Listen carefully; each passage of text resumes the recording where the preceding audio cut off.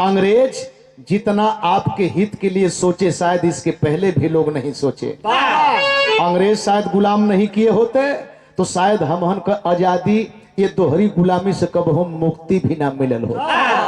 कहने को तो हम लोग कुछ भी कह देते हैं कि गोरे ऐसे थे वैसे थे, लेकिन ठीक है थे जरूर थे, लेकिन यहाँ पर अंग्रेजों से जब जा करके हम गरीब मिलते हैं तो अंग्रेज किए क्या? अरे कैला सम्मान गोरे दलितन के बोलाई के, सेना में भर्ती कैलन वर्दी पहिनाई के, वर्दी पहिन सेना में भर्ती कैलन, संग बढ़वल ना दलित जंग बढ़वल ना, संग बढ़वल दलित बढ़वल ना दलित जंग बढ़वल ना, हथवा गोरन से जान मिलवल उनके संग हो गई, उनके संग हथवा गोरन से जान।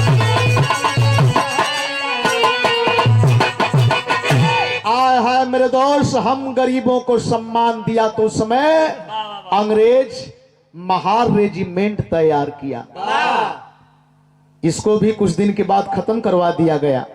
महार रेजिमेंट तैयार किया गया जहां आपकी परछाई से लोग जो दूर रहते थे, और जो आदमी इतना बड़ा सम्मान दिया तो बताओ कि वो ठीक है कि ये ठीक है। हमारे घर में, हमारे गद्दी पर, हमारे चरपाई पर, हमारे खेत खरिहान पर जबरी कब्जा भी कर लिया और हमें घर से बेघर भी कर दिया, हमें चलने भी नहीं देता है, हमें पानी पीने भी नहीं देता है, हमें खाने भी नहीं देता है, हमें चैन से जीने भी नहीं देता है। तो वो ठीक रहा उस समय कि अंग्रेज हमें वर्दी पहना करके महार रेजिमेंट का नाम दे करके हमारा सम्मान बढ़ाया, ये ठीक रहा। आज जब महारों का साथ अंग्रेज पाए तो देखें पुणे की राजधानी पर पुनः अंग्रेज चढ़ाई कर दिए, और ये बाजीराव पेशवा सतारा में अपनी सैन्य शक्ति बढ़ा रहा है। और जब चढ़ाई कर दिए पुणे की गद्दी पर, तो जब इसको पता चला है बाजीराव पेशवा का, तो हुआ क्या?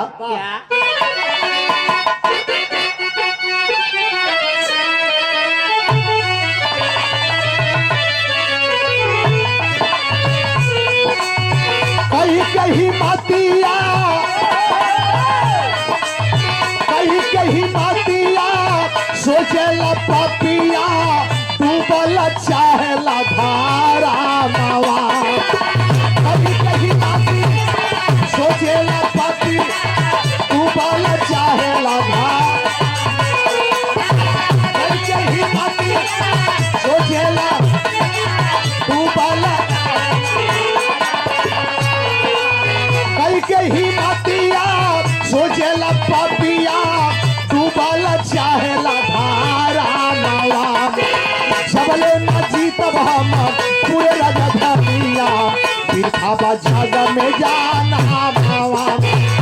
सबले न जीतब हम पूरे राजधानिया, बिरखाबा जग में जाना।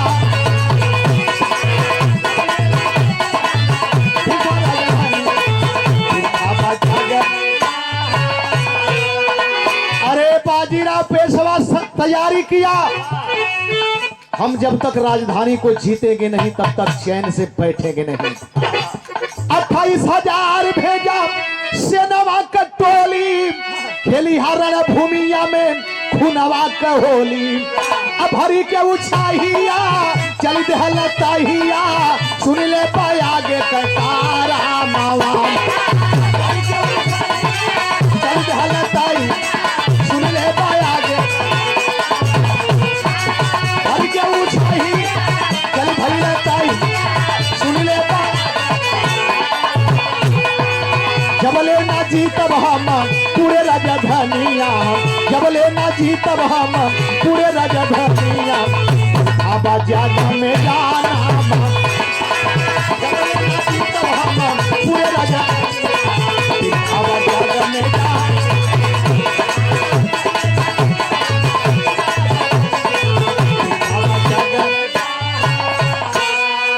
28,000 सेना सेना को भेजा। और जब 28,000 सेना देखें बाजीराव पेशवा की गई, इतिहास में लिखा है, तो इधर से अंग्रेजों के साथ में अंग्रेजों का आदेश हुआ। तो जानते हैं कितने लोग गए? कितने? आपके 500 महार रेजिमेंट 28,000 के सामने आगे आई। 500 28,000। इतना चीनों से ना लड़ाई भइल हुई, पाकिस्तानों से ना लड़ाई भइल हुई, लड़ाई भइल हुई सार्वजनिक।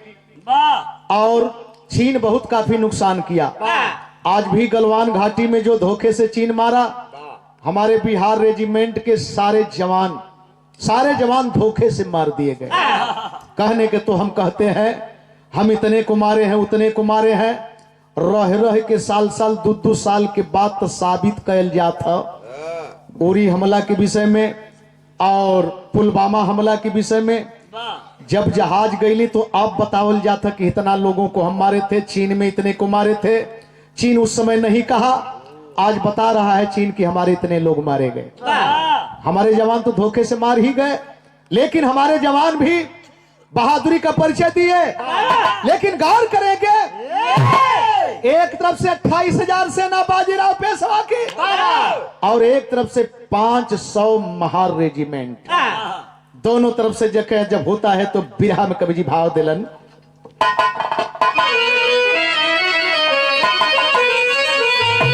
अरे जवानी जेकर बागी बन गई, जवानी जेकर बागी बन गई, वतन के आन मान पर हो गई है बैरागी।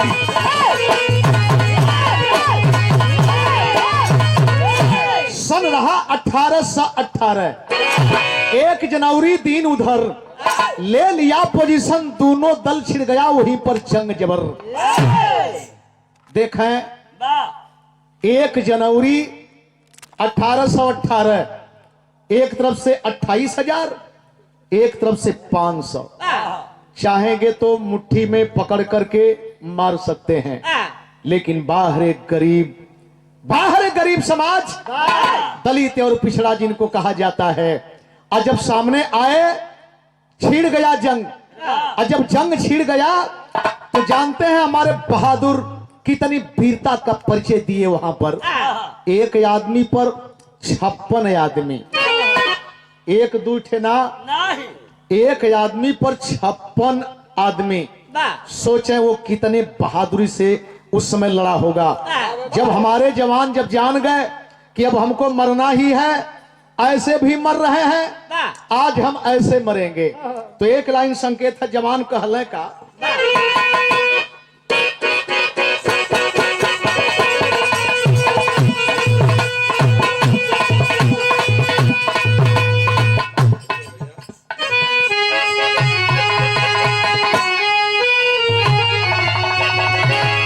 हर पिया परदेसिया विद्यावरवा बनारस, सुत गए भसुरु मचान पे, हम बिकाई गईली एक खान पे,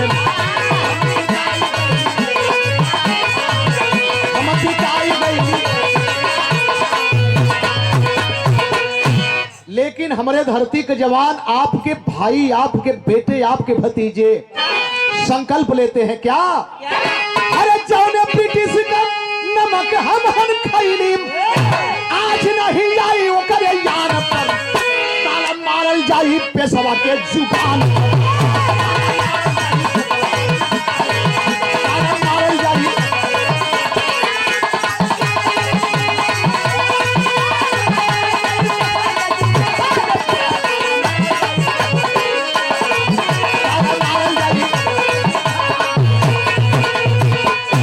उड़ल तरुड़ाई मैदान जंग में, अरे धरती नहा गई लोहू के रंग में, धरती नहा गई। अरे पूरे का सपनम सफल नहीं भइलन, हार गया अपने अभिमान पर।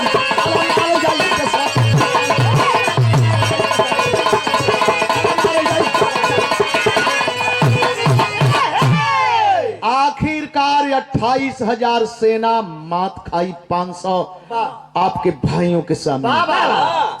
28,000 सेना, ये मामूली बात नहीं है। कितना बहादुरी के साथ लड़े होंगे जवान, कौन सी परवाह किए होंगे। जब हमको ऐसे भी मरना है तो जे हमहन का सम्मान कैलस, हमहन ओकरे बदे अपन जान देहल जाई। अगर संभल जाल जाई, अधिकार मिली, मरेंगे तो कम से कम हमारा नाम होगा। संजय पहलवान अनौर इंदौर की माटी से प्रधान पद के प्रबल दावेदार, आप लोगों का आशीर्वाद लगे। नंदलाल खुद याचक है, आप लोगों का आशीर्वाद लगे, क्योंकि आप लोगों से आशीर्वाद मांग रहे हैं। हमार बहुत करी है, जीत जई है तो एक आध बेर बिरहा गवा दी, लेकिन आप लोगों का 5 बरिस रोज ओरहन सुनी है, काम करी है। हर मोड़ पर बकरी खेते में दूसरे के पर गई, तब वो जाए कोला प्रधान के तोहार बकरी चढ़ देलस, पोढ़ा का पानी हर से हर भोगल, तब वो जाए के होला। सबसे जटिल लड़ाई प्रधानी के होले। ये समय हम सस्ता में खाली पाउच में और वह सरल का मुर्गा पर दे देते भैया, वही पर दे देते हमन मद्दा। सही निर्णय ला, हम ना कहते कि फल नहीं कि बनाओ, लेकिन सही निर्णय लीजिए अपने हक हुकूक के लिए। अगर आदमी सही रहेगा तो सही रास्ते पर चलेगा, समाज का सम्मान करे। बात यह प्रधान बहुत बड़ी चीज है। प्रधान चाहे तो गांव में दूसर केहू आवे न पावे भैया, लेकिन वैसन प्रधान होखे के चाहिए। बहुत बहुत हम प्रणाम करते ही, आप सबके प्रणाम करते ही। गौर करेंगे, हाहाकार मच गया। आखिरकार बाजीराव पेशवा भीमा कोरेगा। देखे सेना पीछे जो बची थी वापस चली गई, सेना भाग गई। बहुत से लोग मारे गए 28,000 में, बाकी बचे लोग पीछे कदम हट गया। अरे नहीं सपर पाएंगे महारों के सामने, इतने बहादुर है ये महार जात के लोग। नाग जात, महार जात, नागबंशी बाबा साहब थे और महारबंशी बाबा साहब थे, नागबंशी कांसी राम साहब थे। गौर करेंगे, हाँ ये कि हम बताते हैं, इतिहास द्रविड़ इतिहास बताता है कि हम लोग एक माँ बाप के बेटे हैं। जानते हैं 3 नाम है, जदू, नाग और च्यंवर। जदू, नाग और च्यंवर।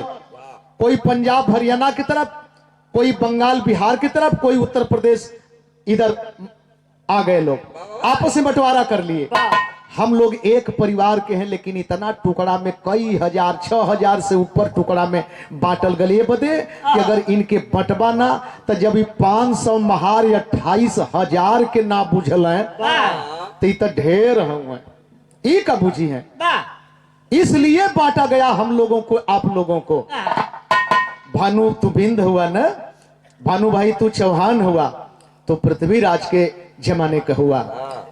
पृथ्वीराज कौन थे, लेकिन पृथ्वी और राज के मन ना बुझल गल। सवाल पूछल जाला कि भारत के दूठे दलित समाज के बहादुर कौन थे जो विदेश में जाकर के दुश्मन को मारे।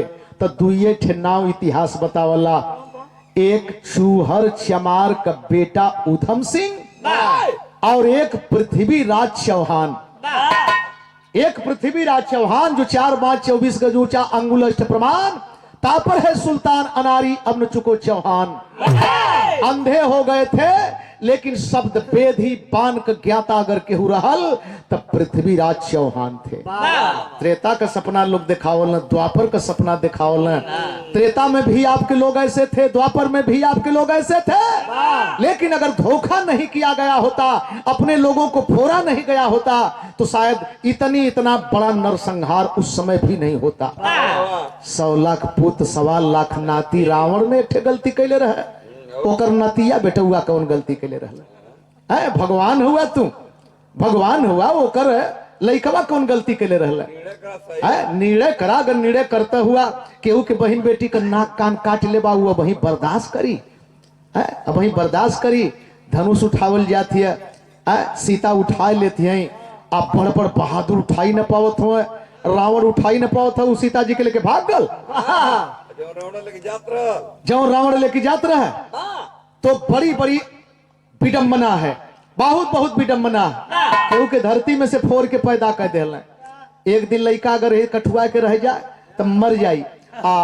सीता जी के गड़ले हुए लोगन, सीता जी गड़ले हो का कि हरे के सोने के घड़ा में, वो घड़ा में गाड़ल है सीता जी और तोपल है और हर चलल तो निकल गई भक देना। हाँ सूखा पड़ल तब निकल गई, नहीं तो पानी बरस गल तो हमें उजिया के मरी गई होते। अरे बड़ी बड़ी विडम्बना। अगर वो चीज के ख्याल कैल जा तो एक बार हास्याप्रद है हमहन के, फिर भी बेवकूफ बनावे में तनिको दिक्कत ना। आखिरकार आजो तू है होता का होता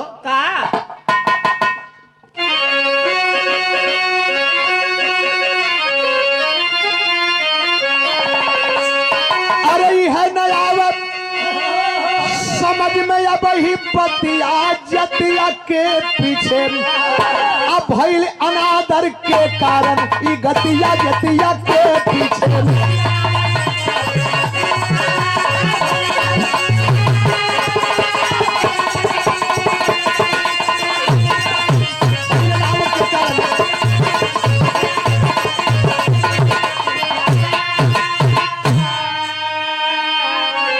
दलित महार बाजी पेशवा का सासस सही न पाई हम, हाथ मिला गोरन से फिर उनके दिए हराई हम। आज होत बाप वही नीति का खेतिया जतिया के पीछे और रोज लूटल जाल बहिन पिटिया जतिया के